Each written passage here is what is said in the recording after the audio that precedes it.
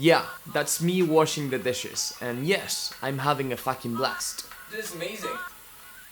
I know this may sound insane, but it's possible if you really want to. We tend to believe that an activity is fundamentally boring or fun or mundane or special. Time quickly passes by when we are playing some sports or watching TV, but when it's time to do some chores like taking the trash out, cleaning the bathroom or making the bed, it feels like an eternal loop of endless boredom. But this whole dynamic is based on a false premise. Namely, that an activity is inherently boring or cool or fun. There is a scene in Tom Sawyer that illustrates beautifully what I'm trying to say here. In this scene, Tom was tasked by his aunt to paint the fence as a punishment for a prior misbehavior. Tom, being a young boy, wished to be playing instead. When Bob Rogers, Tom's friend, passed by, he tried mocking him, but Tom did something quite interesting. He ignored him and acted as if painting the fence was something special that someone cannot do every day, and an activity that requires high precision. Naturally, Bob couldn't help himself but asked Tom to let him paint a little. And that was how Tom Sawyer liberated himself from painting the fence. I can certainly imagine that Bob had the time of his life painting that long, worn-out fence, while Sawyer was doing his best to get rid of that task. How could it be that the exact same activity was perceived and experienced differently? This story helps us shed light on a key dynamic. Our mind is what makes something interesting or boring, not the activity per se. Or to say it in another way, activities, events, and circumstances are inherently neutral. It is our mind that embeds them with meaning. This concept is obviously not new. Buddhism talked about it, Stoicism talks about it, and even Shakespeare was aware of this distinction when writing, "Nothing either good or bad, but thinking make it so." In a sense, what we do, what happens, or what occurs to us is not really relevant.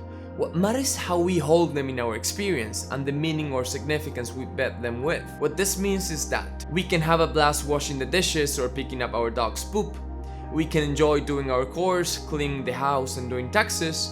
Learning can be as fun as playing video games, and meditation and other demanding habits can be as joyful as watching TV. This all may seem too abstract, but let's ground it in some concrete ways that you can change the way you relate and hold different activities, especially the boring ones. Create games. When I was 13 years old, my father told me it was time to start earning my own money.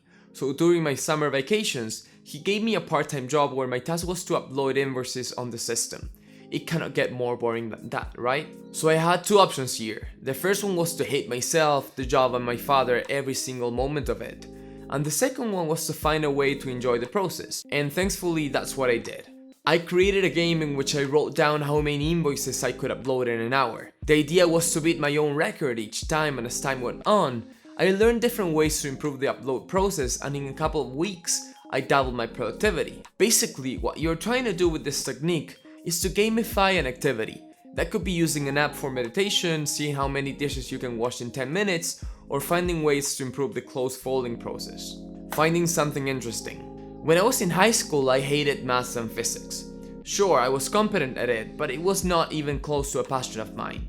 Years later, I find myself reading a mathematics and logics book, and honestly, it's blowing my mind away. So even though the subject is similar, what did change? Partly thanks to the way school teach, and partly because of my level of maturity, I wasn't able to see how interesting and engaging can topics be if approached by the right angle or the right attitude.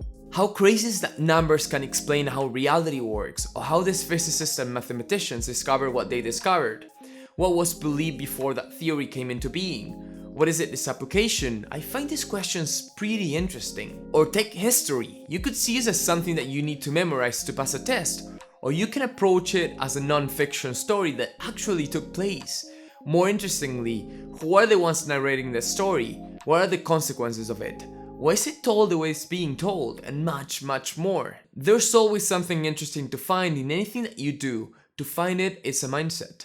The mastery approach. This is a concept that's found in George Leonard's book Mastery, which I always find incredibly refreshing and inspiring. Mastery is a mindset in which you are 100% conscious of the activity, from start to finish. In this way, your being is completely immersed in the task at hand, and consequently, you're always looking for improvements. Here, there's no place for boredom or apathy. The completion and perfect performance of the task is all that matters. When we approach some activity with the mastery mindset, we are not expecting it to be fun, we aim at perfection and improvement. Sure, this may sound logical if you're talking about flying a plane or doing some surgery, but what about washing the dishes or learning to play the piano? There are 100 different ways to improve washing the dishes. Our posture, how much strength we put on it, how relaxed we are, and so on. Same with driving a car, taking the trash, doing taxes, playing the guitar, and painting the fence. I can assure you that this will transform any activity you take on as a fun and engaging activity. The presence method. Anything done with presence acquires a different flavor and is elevated in some sense. The idea here is to be mindful of every sensation you experience while doing the task. It can be the feeling of your fingers as you type in the keyboard, your body while mopping the floor, or the sound of the grass as you mow the lawn.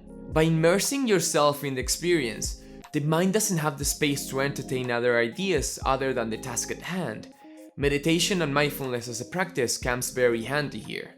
Activities are, by themselves, meaningless and neutral. It is us that gives them the meaning and significance. And this is, in a sense, very liberating. It comes with the realization that any activity can be enjoyed. Nevertheless, personal responsibility becomes a crucial piece of the puzzle. We cannot blame circumstances anymore. There's no excuse for not doing something or whining about it. Each time we refuse to do something that will help us improve or just stuff that needs to be done, we are failing to take responsibility for the situation and for our own mind and being. And this realization takes courage. Don't forget that life is not about extravagant or special moments, as social media wants us to believe. It is made out of simple, mundane stuff and activities that we do over and over again, which is, by the way people accomplish great things. We must learn to enjoy them, approach them with mastery, and always finding an interesting angle. Because if not, 90% of our lives will not be truly lived, and that's a complete disgrace. Okay guys, thank you very much for watching. Remember to subscribe if you liked the video, and also we have a newsletter that you can subscribe to. We have Facebook and an Instagram handle, which is @Inerize1.